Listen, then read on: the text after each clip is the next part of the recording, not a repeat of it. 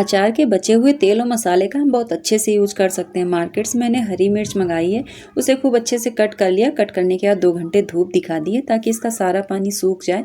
अब पहले का घर में मिर्च का अचार का थोड़ा मसाला रखा था, उसे मैंने इसमें डाल दिया, नमक डाला और जो तेल रखा है अचार का उसे मैंने इसमें डाला है। मैंने नया तेल बिल्कुल यूज़ नहीं किया है, मसाला भी इसी में डाल दिया है। सबको खूब अच्छे से मिक्स कर लेंगे ताकि ये खूब अच्छे से इसमें मिल जाए।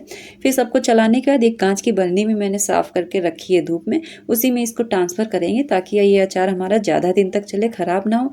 फिर इसे मैंने बरनी में ट्रांसफ़र कर दिया। अब ये अचार काफ़ी दिन तक हमारा ख़राब नहीं होगा। राधे राधे।